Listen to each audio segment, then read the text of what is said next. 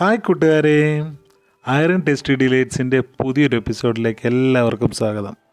Okay, അപ്പം നമ്മൾ ഇന്ന് ഇവിടെ ഉണ്ടാക്കാൻ പോകുന്നത് ഉണ്ടല്ലോ, നോർവീജിയൻ സാൽമണ് കേരള സ്റ്റൈലിൽ ഒരു മീൻകറി ആക്കാൻ നോക്കുക കേട്ടോ. നോർവീജിയൻ സാൽമണാണ്, നല്ല ഒരു ഏകദേശം ഒരു 2.25 കിലോയുള്ളൊരു മീനാണ്. നമ്മൾ ലുലുന്ന് മേടിച്ചതാണ്. അപ്പം നമ്മളത് അത്യാവശ്യം ഒരു വൃത്തിയാക്കിയാണ് തന്നത്. കാരണം ഇത് നല്ല സ്കിന്നൊക്കെ വൃത്തിയാക്കാൻ ഒത്തിരി ബുദ്ധിമുട്ടാവുമെന്ന് പറഞ്ഞുകൊണ്ട്, അപ്പോൾ അവിടുത്തെ നമ്മുടെ ഫിഷിൻ്റെ സെക്ഷനിലുള്ള ആൾക്കാർ നല്ലപോലെ അത്യാവശ്യം ക്ലീനൊക്കെ ചെയ്തിട്ട് തന്നതാണ്. പക്ഷേ വീട്ടിൽ വന്നപ്പോഴത്തേക്ക് സുനിതയ്ക്ക് ഒരു ഇത് ഒന്നും കൂടെ നല്ലപോലെ വൃത്തിയാക്കിയേക്കാന്ന് പറഞ്ഞിട്ട് അങ്ങനെ തുടങ്ങിയതാണ് അല്ലേ. അപ്പോൾ ഞാനത് കൊണ്ടുവന്നിട്ട് നന്നായിട്ട് ഒന്നുകൂടെ വൃത്തിയാക്കി എടുക്കുവാണേ. ഒരു നല്ല ഉറപ്പുള്ള ഒരു മീനല്ല, ഒരു എന്താ പറയുക, നമ്മളിപ്പോൾ ഒരു ദോശ കയ്യിലെടുത്ത് പിടിച്ച് എങ്ങനെ ഇരിക്കണം ആ ഒരു ഷേപ്പും ആ ഒരു സ്പോഞ്ചിനെസ്സും ഉള്ളൊരു മീനാണ് ഇത് കേട്ടോ. ഇതിനു മുമ്പ് ഇത് വാങ്ങി ഞങ്ങൾ കറി വെച്ചിട്ടുണ്ട്, പക്ഷേ നമ്മൾ വീഡിയോ ഒന്നും തുടങ്ങിയിട്ടില്ലല്ലോ. പക്ഷേ ഇപ്പോൾ ഇത് വാങ്ങിയപ്പോൾ എന്നാൽ അതൊരു ക്രിസ്മസ് സ്പെഷ്യൽ ആയിക്കോട്ടെ എന്ന് വിചാരിച്ച് ഞാൻ കാണിച്ചു തരുവാണ്. നന്നായിട്ട് പുറത്തെ ആ സ്കിന്നിൻ്റെ ചെതുമ്പലെല്ലാം ഞാൻ മാറ്റി ആദ്യം തന്നെ നടുകെ ഞാൻ കട്ട് ചെയ്ത് കേട്ടോ. അപ്പോൾ എനിക്ക് എളുപ്പമുണ്ട്. എന്നിട്ട് ആ വാൽഭാഗമൊക്കെ ഞാൻ കട്ട് ചെയ്ത് മാറ്റുവാണ്. എന്നിട്ട് ആ ചെതുമ്പലൊക്കെ ഒന്നുകൂടെ നന്നായിട്ട് ആ കറുത്ത അഴുക്കും ഒക്കെ നന്നായിട്ട് വൃത്തിയാക്കിയിട്ട് ഞാനത് സാധാരണ പോലെ നമ്മൾ കട്ട് ചെയ്യുന്ന കണക്ക് കീറിയെടുത്തു. ആദ്യം മാറ്റി. ആ മുള്ളൊന്നും നമുക്ക് കളയേണ്ട, അതൊക്കെ നല്ല ടേസ്റ്റാണ്. എന്നിട്ട് അതെല്ലാം ഓരോ പീസ് നമ്മൾ ഈ പഴം കീറുന്ന പോലെ കീറിയെടുത്താൽ മതി. ആ വീഡിയോ അധികം വന്നിട്ടില്ല. ഞാൻ സ്കിന്നെടുത്ത് മാറ്റുവാണ്, പക്ഷേ സ്കിന്ന് മാറ്റരുതെന്നാണ്.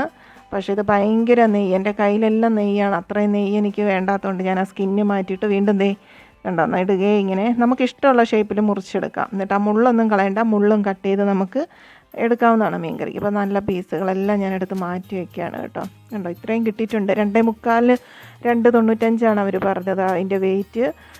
അപ്പോൾ നന്നായിട്ട് നല്ല സ്പോഞ്ച്, നല്ല നല്ല മീനാണ് കേട്ടോ. നല്ല ടേസ്റ്റ് ഉണ്ട്. നമ്മുടെ രീതിയിൽ വെച്ചിട്ട് നല്ല ടേസ്റ്റ് ഉണ്ട്. സാധാരണ ഇത് ഈ രീതി നല്ല എന്താ പറയുക, നല്ല നല്ല റെസ്റ്റോറൻറ്റുകളിലൊക്കെ വെറൈറ്റി സ്റ്റൈൽ. അപ്പോൾ അത് എന്താണെങ്കിലും ഞാൻ എരിവുള്ള മുളക് പൊടി തന്നെ ചേർക്കുകയാണ് കേട്ടോ. അതൊരു 2 സ്പൂൺ ഇട്ടു. അത്യാവശ്യം എരിവ് വേണ്ടേ. അപ്പോൾ തന്നെ കാശ്മീരി മുളക് പൊടിയും കൂടെ ഞാൻ ചേർത്ത് കൊടുക്കുകയാണ്. നമ്മളെപ്പോഴും വെക്കുന്ന അതേ സ്റ്റൈലിലാണ് ഇത് ഞാൻ വെക്കുന്നത്, പ്രത്യേകിച്ച് മാറ്റമൊന്നുമില്ല. അപ്പോൾ കാശ്മീരി മുളക് പൊടിയും 2 സ്പൂണോളം തന്നെ ചേർത്തു. 1 ടീസ്പൂണ് മഞ്ഞൾപ്പൊടിയും ചേർത്തു. കുരുമുളക് പൊടിയും കൂടി ഇടേണ്ടതാണ്, പക്ഷേ ഞാൻ തുറന്നപ്പോഴാണ് ഞാൻ അന്ന് സത്യം മനസ്സിലാക്കിയത് എൻ്റെ കുരുമുളക് പൊടി പൊടിച്ചത് തീർന്നുപോയി. കുരുമുളക് കൂടെ ചേർക്കണം. അതെ, എൻ്റെ ഈ കുരുമുളക് ഇരിപ്പുണ്ട്, പക്ഷേ അതിനി പൊടിക്കാണ്ട്. അപ്പോൾ ഞാൻ വെള്ളം ചേർക്കുകയാണ് കേട്ടോ. വെള്ളം ചേർത്ത് നന്നായിട്ടൊന്ന് മിക്സ് ചെയ്തെടുക്കണം. നമ്മുടെ ഇഡലി മാവിൻ്റെ പരുവത്തിനൊക്കെ ആ ഒരു പാകത്തിനാണ് ഞാനിത് ചേർത്ത് വയ്ക്കുന്നത്.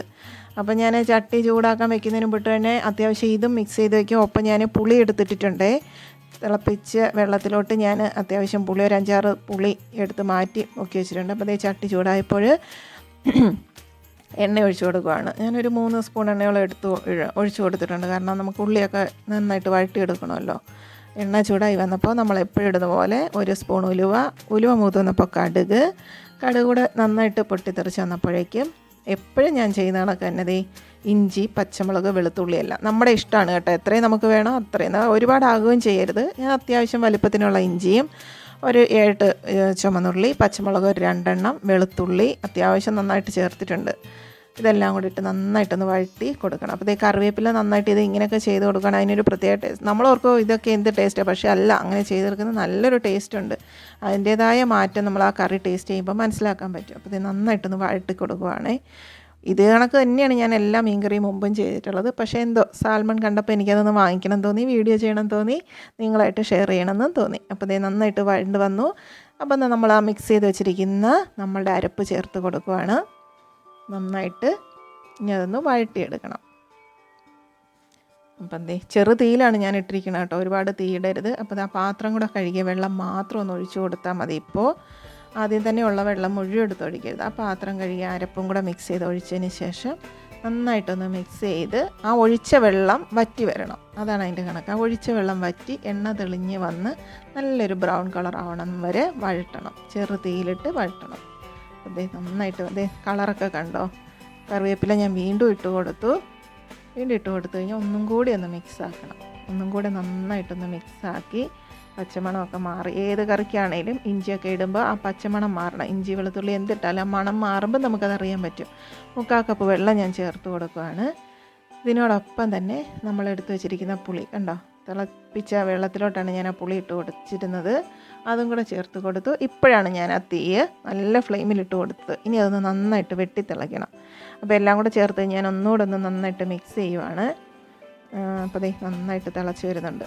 തിള വരുന്നതിലേക്ക് നമ്മളുടെ സാൽമൺ കുട്ടനെ ഓരോന്ന് പീസായിട്ട് നമ്മൾ ഇട്ട് കൊടുക്കുകയാണേ. നല്ല വെട്ടി തിളച്ച് വരുന്നതിലോട്ട് നമ്മൾ പതുക്കെ ഇട്ട് കൊടുക്കണം. അപ്പോൾ അതിൻ്റെ തല കണ്ടോ, ചെറിയ തലയാണ് കേട്ടോ. ഇനി ഞങ്ങൾ വാങ്ങിയ മീനിന് അത്രയും ഉണ്ടോയെന്ന് അറിയില്ല, അത്രയും വലിപ്പം ഇല്ല. അപ്പോൾ ദേ ഓരോ പീസുകൾ ഇട്ട് കൊടുക്കുകയാണ്. നല്ല ഇറച്ചി പോലെ ഇരിക്കുന്ന മീനാണ്. ഇതിന് മുമ്പ് ഇത് ഞങ്ങൾ വാങ്ങിയിട്ടുണ്ട്, പല ടൈപ്പിൽ ഞങ്ങൾ വറുത്തൊക്കെ കഴിച്ചിട്ടുണ്ട്. പക്ഷേ ഇങ്ങനെ കറി വെച്ച് നല്ല ടേസ്റ്റ് ഉണ്ട്. അപ്പോൾ പറ്റുവാണെങ്കിൽ എല്ലാവരും ഒന്ന് ട്രൈ ചെയ്തോ. ഇത് പലരും ഉണ്ടാക്കിയിട്ടുണ്ടാവും, പക്ഷേ ഇപ്പോൾ ഞാൻ ഉണ്ടാക്കിയത് നിങ്ങൾക്കൊന്ന് കാണിച്ചു തരുന്നതെന്ന് മാത്രം. അപ്പോൾ അതേ എല്ലാ പീസുകളും നമുക്കൊന്ന് ഇട്ട് കൊടുക്കാം.